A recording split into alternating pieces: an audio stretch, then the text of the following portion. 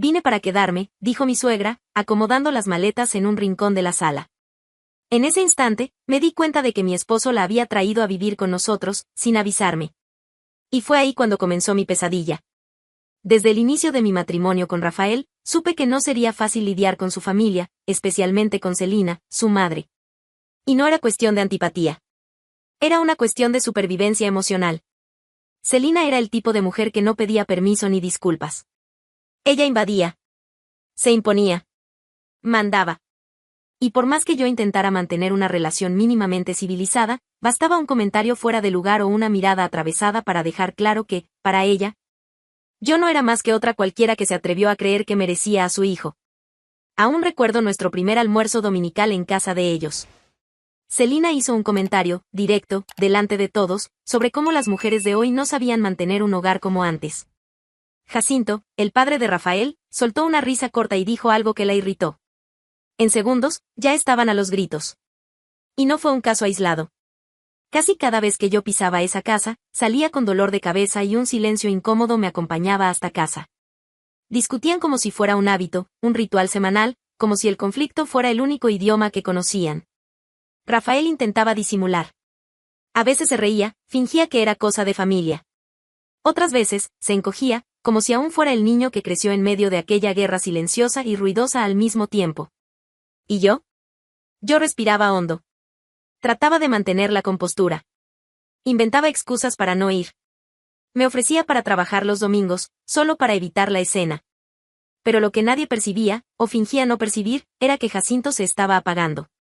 Cada grito de Celina, cada discusión prolongada, le quitaba algo. Y un día, después de una pelea particularmente pesada, algo sobre dinero, sobre respeto, sobre toda su vida, simplemente se fue. Sin hacer escándalo, sin gritar de vuelta. Solo tomó algunas cosas y se marchó.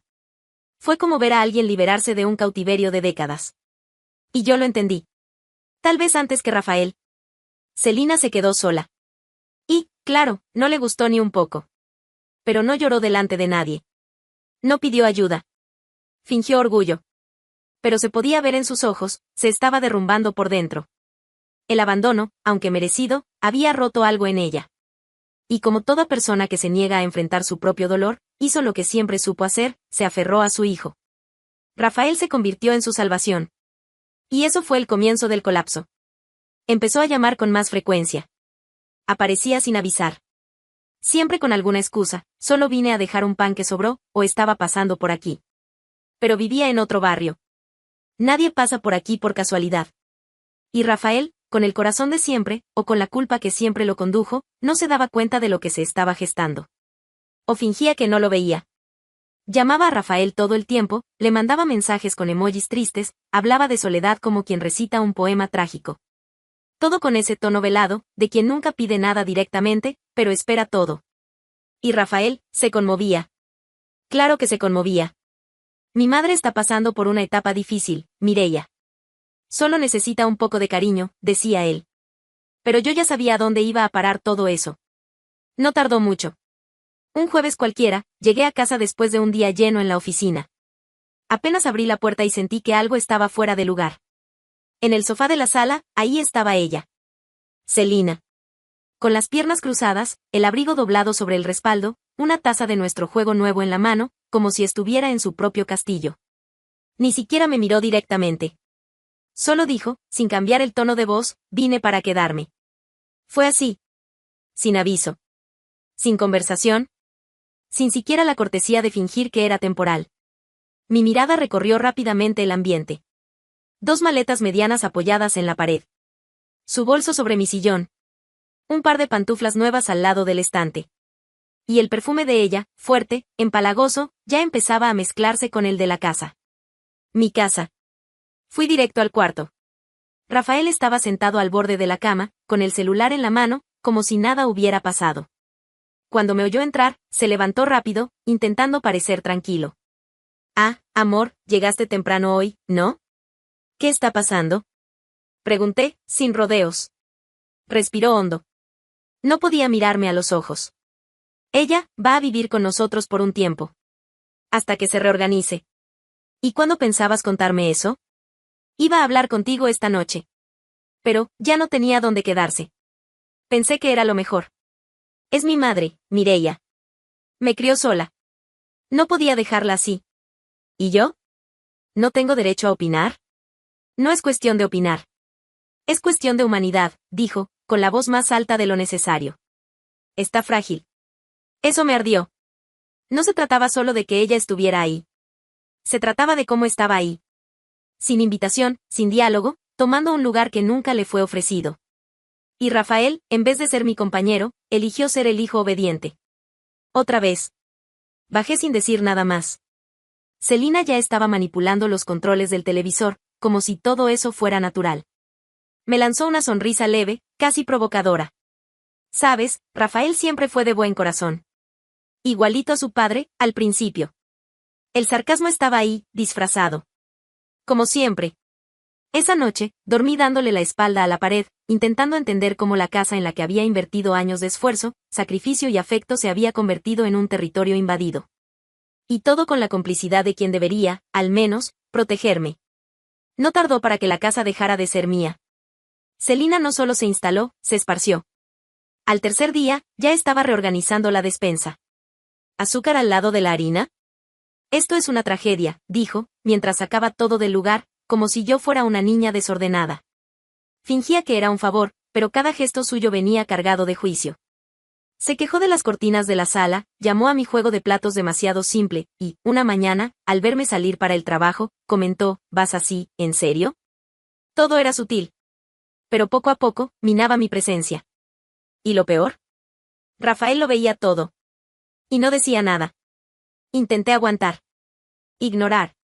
Pensé que, si no reaccionaba, tal vez ella se cansara. Pero no era eso lo que ella quería. Ella quería ocupar. Mandar. Y reducirme. Y lo estaba logrando. El miércoles de esa semana, llegué más tarde. Había pasado por el supermercado. Al entrar, Celina estaba sentada en el sofá, viendo una novela, con los pies sobre la mesita de centro. A su lado, una copa de vino de mi colección de cristal. La tomó sin pedir. Abrí la nevera, todo reorganizado. La leche cambiada de lugar, yogures nuevos que yo no compré, y un billete pegado en la puerta, compré los que valen la pena. Respiré hondo. Subí las escaleras. Encontré a Rafael en el cuarto, ya acostado. Me senté al borde de la cama. El nudo que había estado aguantando desde el principio finalmente se deshizo. Lo dije todo. Con calma. Con dolor, pero con claridad. Me siento invisible, Rafael. Dentro de mi propia casa. Ella manda en todo, decide todo, opina en todo. Y tú te quedas callado. ¿Lo ves? Él se giró, sin prisa. Parecía molesto, pero no por la situación. Por la conversación. Estás exagerando, Mireia. Es mi madre. Solo está intentando ayudar. ¿Ayudar? Rafael, ella me humilla. Todos los días. Con comentarios, con actitudes. Ni siquiera puedo dejar mis cosas en el fregadero sin oír una crítica. ¿Y tú qué haces? Nada. Te callas. Siempre te callas. Él se levantó, impaciente. No es el fin del mundo. Se está adaptando. Y tú estás siendo muy sensible. Esas palabras fueron como una bofetada. No por lo que decían, sino porque venían de él. Del hombre que conocía mi historia, mis batallas, mi lucha por mantener esa casa en pie. Escucharlo decir que yo era sensible, como si mi dolor fuera una tontería, rompió algo dentro de mí. ¿Entonces el problema soy yo? No dije eso. Pero ella está frágil, lo sabes. Y tú solo piensas en ti. Me levanté. Lo miré un momento. Él desvió la mirada.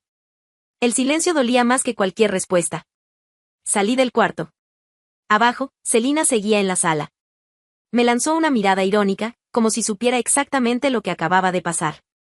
Y quizás lo sabía. Parecía disfrutarlo. De mi cansancio.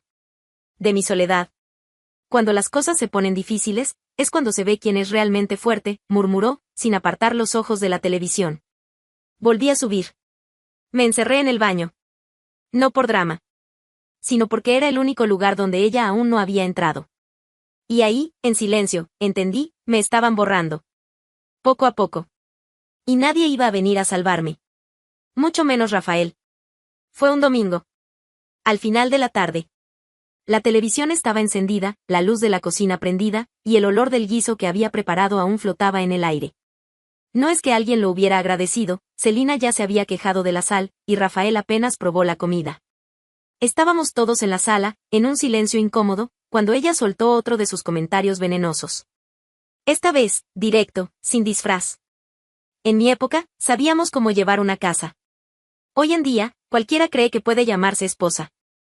El ambiente se volvió denso. Rafael miraba su celular. Fingía que no escuchaba. Yo miré a Celina. Y por primera vez, ella sostuvo la mirada. Estaba probando límites. Esperando una reacción. Pero no era ella quien más me hería. Era él. Me levanté despacio. Fui hasta el rincón de la sala y apagué la televisión. El sonido de la pantalla apagándose fue el único ruido que quedó. Celina soltó una risita seca. Ahora sí. ¿Vas a hacer un escándalo? Rafael, lo llamé, sin gritar, pero con firmeza. Tenemos que hablar. Ahora. Tardó en levantarse. Como si estuviera evaluando si valía la pena. Como si pesar mi valor fuera parte de la rutina. Fuimos al cuarto. Cerré la puerta. Y lo miré. Temblaba, no de miedo, sino de agotamiento. No voy a seguir viviendo así. O elige ser mi esposo, o sigue siendo el hijo obediente que no sabe poner límites. Él abrió la boca, pero levanté la mano. No quería oír excusas. No quería justificaciones. Quería una elección. Ya no puedo más. Me tratan como una huésped en mi casa. Me critican, me ignoran, me rebajan. Y tú lo ves. Como si no fuera contigo. Como si estuviera inventando todo esto. Finalmente habló, sabes que te amo, Mireia. Pero es mi madre. ¿Y yo qué soy? ¿Una extraña? ¿Una inquilina? Rafael, no se trata de elegir entre dos personas. Se trata de tener el valor de decir basta a una de ellas. Tragó saliva. Evitó mi mirada. Su silencio era tan alto que me empujaba lejos. Entonces eso es, murmuré. Me voy. No hagas eso, por favor. Aún podemos resolverlo, ya tuviste todo el tiempo. Ahora te toca decidir a ti. Subí, metí algo de ropa en una mochila. Tomé mi bolso, el cargador del celular, un abrigo. Le mandé un mensaje a Ainara. Respondió en segundos, ven ahora. Cuando bajé las escaleras, Celina estaba en la cocina, cortando algo, como si nada hubiera pasado. Me vio con la mochila al hombro y sonrió, satisfecha. Como si ese fuera el final que quería desde el principio. A veces, irse es la mejor decisión. Evita mayores vergüenzas, ¿no? Me detuve en la puerta. Me giré hacia Rafael. Estaba en el pasillo, inmóvil. Sin dar un paso. Sin decir una palabra. Tienes 2 días, dije, mirándolo directamente. 2 días para decidir con quién quieres vivir. Pero decide de verdad. Porque, si no, yo misma decidiré por ti. Salí. Y dejé la llave sobre el mueble de la entrada. No por rabia. Sino porque no sabía si volvería. Y no quería mantener el vínculo por educación. En casa de Ainara, intentaba distraerme, pero el silencio solo traía una cosa, la ausencia de Rafael. Y lo peor era el vacío del celular. Ningún mensaje. Ninguna llamada. Nada. Como si me hubiera desvanecido, y él ni lo hubiera notado.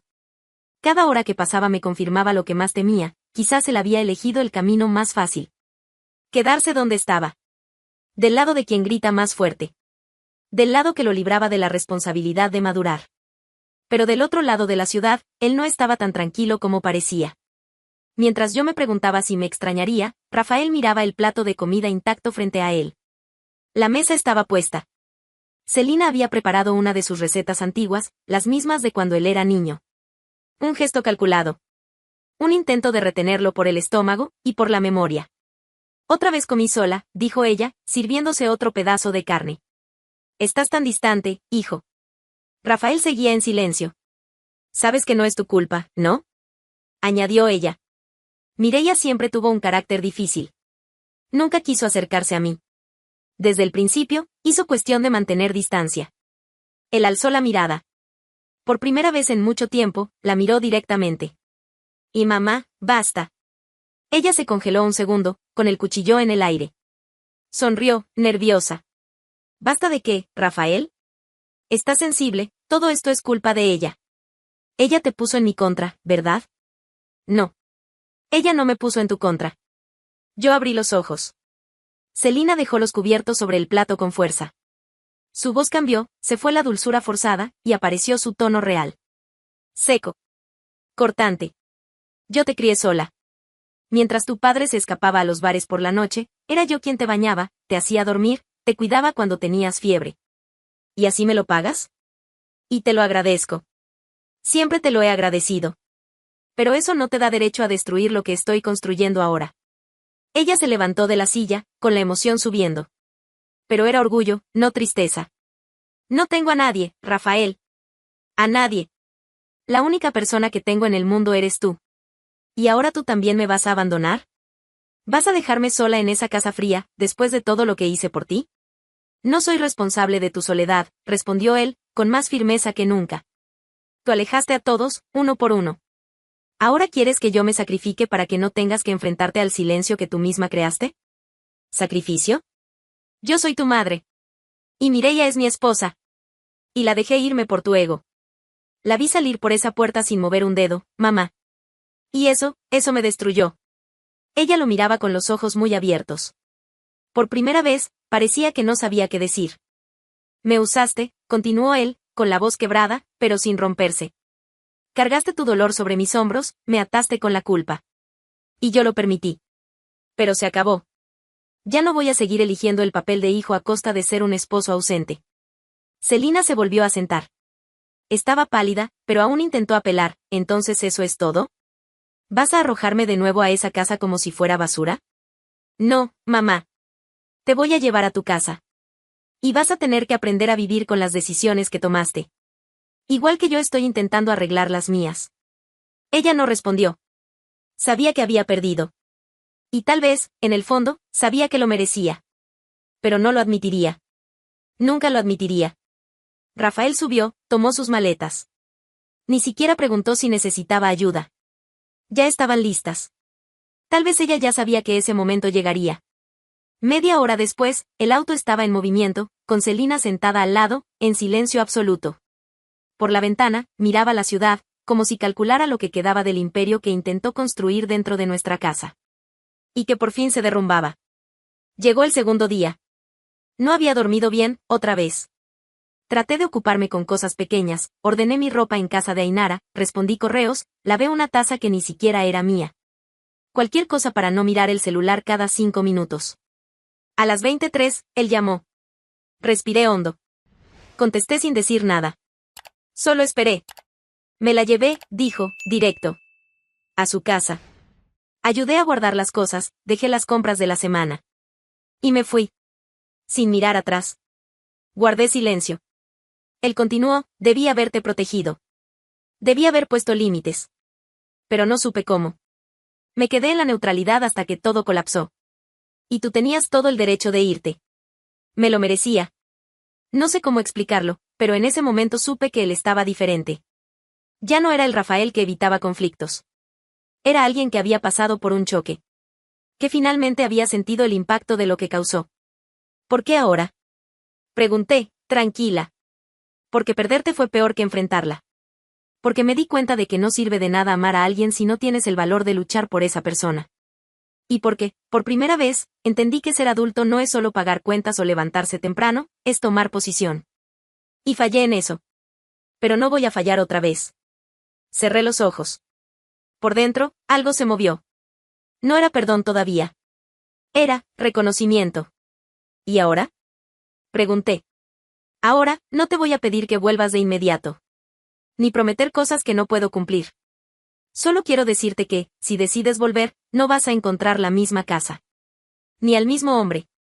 Porque ahora entiendo que amar no es callar ante lo que hiere a la persona que elegimos para caminar a nuestro lado. Fui hasta la ventana. Miré la calle. La vida seguía allá afuera, indiferente al caos que llevábamos por dentro.